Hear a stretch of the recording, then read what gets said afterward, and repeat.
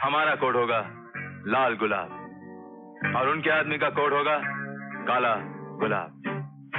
मगर सांगा साहब, उस पार्टी के बॉस का कहना यह है कि वो माल की डीलिंग बॉस टू बॉस करेगा। Oh, good good, boss to boss.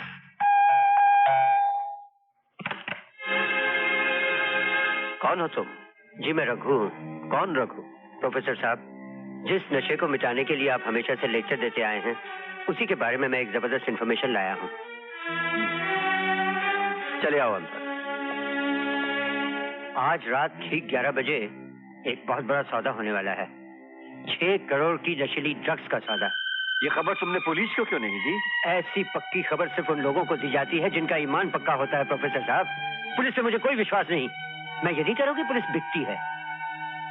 देखा है मैंने, वर्दी में छुपा हुआ इंसान बिकता है। खबरदार, जिस वक्त हम ये वर्दी पहनते हैं तो अपना जमीर, अपना ईमान निकाल कर बाहर फेंक देते हैं और कानून के रखवाले बन जाते हैं। और तुम कानून की इस वर्दी पर कीचड़ उछाल रहे हो। सुमित, ये रघु है, ड्रग्स की इंफॉर्मेशन लेके आया। घबराओ नहीं रघु, ये उन पुलिस अफसरों में से नहीं जो बिक जाते हैं। बताओ इन्हें क्या इंफॉर्मेशन? इंस्पेक्टर साहब, आज रात को काली पहाड़ी पर 6 करोड़ के ड्रग्स की डील होने वाली है, ठीक रात के 11 बजे।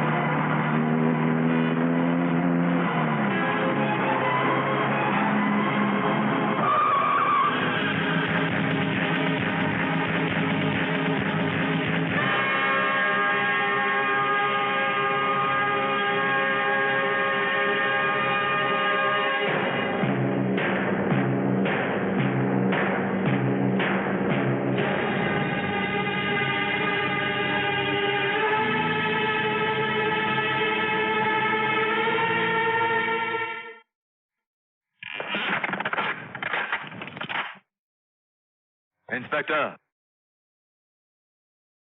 मेरी गिरफ्तारी को अपनी कामयाबी मत समझना। याद रखना, मेरा नाम संग्राम सिंह है। मैं तेरा सड़कों पे चलना भुला दूंगा। जानता हूं, बहुत अच्छी तरह से जानता हूं कि आप ही संग्राम सिंह हैं। हवलदार, ये सांप का खून कुछ ज्यादा ही गर्म है, इन्हें ठंडा पानी पिलाओ।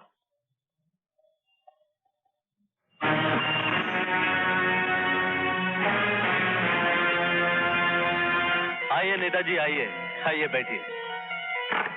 देखिए आपके इलाके से किसको पकड़ कर लाए। शहर के मशहूर, इज्जतदार, पोजीशन के ठेकेदार सेठ संग्राम सिंह। संग्राम सिंह इस शहर के बहुत ही नहायत शरीफ इंसान, इसलिए आप इन्हें छोड़ दीजिए। छोड़ दूं? हाँ, ये मेरा ऑर्डर, इस एरिया के एमएलए का ऑर्डर। जानते हैं एमएलए साहब, इन्हें 6 करोड़ के ड्रग्स के साथ गिरफ्तार किया है हमने। मुझे ये सब नहीं मालूम, मैं सिर्फ इतना चाहता हूँ कि आप इन्हें छोड़ दीजिए, क्योंकि मैं इस एरिया का एमएलए हूँ। एमएलए। हाँ, छोड़ दो उनको सुमित, नहीं तो ये एमएलए साहब तुमको कुर्सी पर से गायब कर देगा। है क्या नहीं एमएलए साहब? बिल्कुल सही। एमएलए साहब, ये नया नया छोकरा लोग है, नई नई वर्दी है, नया नया खून है, जोश दिखाता है, जोश दिखाता है। इनको मालूम नहीं अभी तक कुछ। हाँ, अरे ये अपने एरिया का बहुत पावरफुल एमएलए साहब है, बहुत पावरफुल है। हाँ, पिछले महीने इन्होंने 2-4 इंस्पेक्टर का बदली कर दिया। किया क्या नहीं? हाँ सही। तुमको अपना नौकरी प्यारा है ना? नौकरी प्यारा है क्या नहीं? तो एमएलए साहब जो बोलता है ना, उसको स्वीकार कर लो। हाँ, अरे कुछ बनने का है तुमको, कुछ करने का है, कुछ कमाने का है, माल पानी, क्यों? तो इनका साथ दो। हाँ, नहीं तो इनके हाथ इतने लंबे हैं कि तुमको लंबा करके कानून के हाथ को काट के कानून को छोटा कर देगा। बहुत बहुत बड़ा साथ है, बहुत बड़ा साथ। सुमित, अपने एरिया में दारू बनता है इनकी वजह से, मटका चलता है एमएलए साहब की वजह से, लफड़े होते हैं इन्हीं की वजह से। हाँ, बहुत बड़ा साहब है, बहुत बड़ा साहब है। पॉलिटिक्स चलाता है ये लोग। हाँ, इनसे आड़ीबाजी नहीं करने का, बिल्कुल नहीं करने का। पूरा हिंदुस्तान को अपने मुट्ठी में लेकर चलता है ये लोग, है क्या नहीं है? सर, मैं क्या करूं? क्या करूं? बंद कर दे साले को अंदर। चल। अरे ये मैं इस एरिया का एमएलए हूँ। अरे छोड़ो मुझे, तुमने मुझे समझा क्या है? इंस्पेक्टर, मैं इस एरिया का एमएलए हूँ। तुमने मुझे अंदर कह के अच्छा नहीं किया। तुम लोगों ने अपने आप को मुसीबत में डाल दिया है। इंस्पेक्टर, ये इस एरिया का क्या है? MLA। नो, एमेलिया मेला। खामोश। अरे तुमने मुझे क्या समझा है? तुम्हारी कुर्सियां हिला डालूंगा, तुम्हारी नौकरी खा जाऊंगा। देखो मेले साहब, अपन को ज्यादा उर्दू आता नहीं क्या, फिर भी हम बोलता है। क्या बोलता है मालूम है? शायरी बोलता है। कोई फायदा नहीं कानून से बगावत में, कोई फायदा नहीं कानून से बगावत में, तुम्हारे लफड़े का फैसला होएगा कल अदालत में। यस योर ऑनर, जिस कार में नशीली दवाइयां मिली उस कार से मिस्टर संग्राम सिंह का कोई रिश्ता नहीं है, ना नशीली दवाओं से कोई नाता है। लेकिन मिलॉर्ड, इंस्पेक्टर सुमित और प्रोफेसर आनंद में रिश्ता है, क्योंकि इंस्पेक्टर सुमित प्रोफेसर के होने वाले बहनोई हैं। सुमित को इज्जत और शोहरत दिलाने के लिए प्रोफेसर आनंद ने ये खतरनाक जाल बुना, जिसमें शहर के इज्जतदार और जनता के सेवक सेठ संग्राम सिंह फंस गए। ये झूठ है माय लॉर्ड। वकील साहब कानून को बहकाने की कोशिश कर रहे हैं। कौन किसको बहका रहा है इसका फैसला वो करेगा जो इस वाकये का चश्मदीद गवाह है, और वो है ढाबे का मालिक श्याम जी। ढाबे वाला श्याम जी हाजिर हो।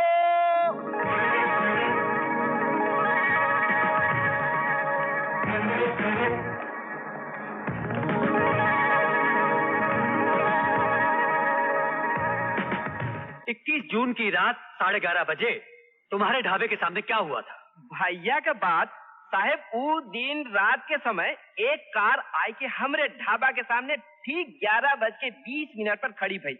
तनिक देर बाद इंस्पेक्टर साहब और प्रोफेसर साहब कार के पाछे जीप में से उतर के आए। इंस्पेक्टर साहब के देख के सारे गुंडे भाग खड़े हुए। इंस्पेक्टर साहब और प्रोफेसर साहब वो गुंडन के पकड़े के बहुत कोशिश किए, लेकिन देखा वो गुंडन 9-11 हो गए। फिर क्या हुआ? अरे फिर साहब, कार का फाटक खोल के एक बहुत बड़ा संदूक निकाले और संदूक खोल के देखा थे तो उमन नशा का चीज खाचा खच भरा रहा। हम अचानक का देखा थे कि इंस्पेक्टर साहब और प्रोफेसर साहब सेठ संग्राम सिंह के ऊपर जाए के नजर गड़ा दिए, जौन हमरे गरीब के ढाबा में बैठ के चाह पियत रहन। सेठ संग्राम सिंह तुम्हारे ढाबे में चाय पी रहे थे? हाँ साहेब, ये बदे के उनकर गाड़ी खराब हो गई और उनकर जौन ड्राइवर रहा ना वो मैकेनिक बुलावेगा रहा। ओकरे बाद वकील साहब प्रोफेसर साहब इंस्पेक्टर साहब से कहे लागेन कि तुम्हारे पास बस एक ही रास्ता है, आपन नाम और शोहरत बनावे खातिर ई सारा का सारा नशा का चीज सेठ संग्राम सिंह के बनाए दो। ये झूठ है माय लॉर्ड। मिस्टर आनंद, आपको बीच में बोलने की इजाजत नहीं है। I am sorry. प्रोसीड।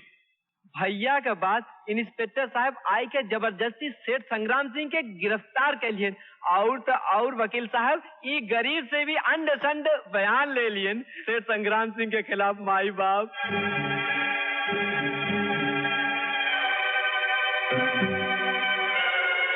तमाम गवाहों को मद्देनजर रखते हुए अदालत इस नतीजे पर पहुंची है कि सेठ संग्राम सिंह की गाड़ी खराब हो जाने की वजह से वो ढाबे पर ठहरे थे। प्रोफेसर आनंद और इंस्पेक्टर सुमित का उनको मुलजिम समझना उनकी गलतफहमी और गलती है। इसलिए अदालत संग्राम सिंह जैसे इज्जतदार शहरी को तमाम इल्जामों से मुक्त करते हुए उन्हें बाइज्जत बरी करती है। देखो भाई, हम तो इज्जतदार लोग हैं और इज्जत का दावा तो वो लोग करते हैं जो बेइज्जत होते हैं। हमें तो अदालत ने बाइज्जत बरी किया है। मुझे प्रोफेसर आनंद से कोई शिकायत नहीं। एक्सक्यूज मी सर, एक फोटोग्राफ।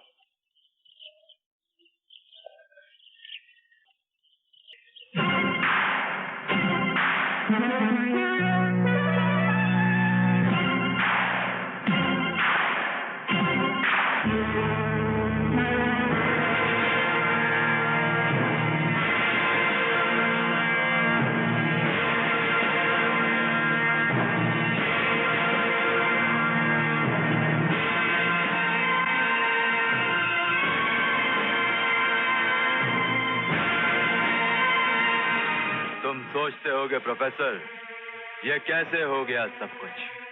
सच्चाई की चादर पर झूठ के कांटे कैसे सज गए? हम जैसे शैतानों से भरे जंगल में तुमने कोई नाग या सांप नहीं, बल्कि अनजाने में एक अजगर के मुंह में हाथ डाला है। ऐसे निगल जाऊंगा तुम्हें कि जब तक जियोगे मेरा नाम ले लेकर तड़पते रहोगे।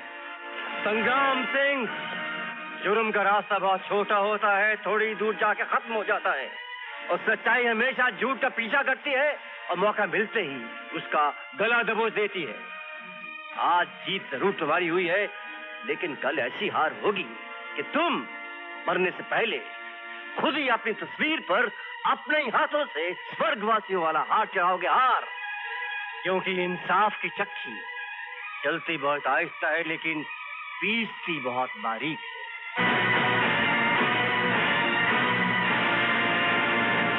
सांगा साहब की जीत की खुशी में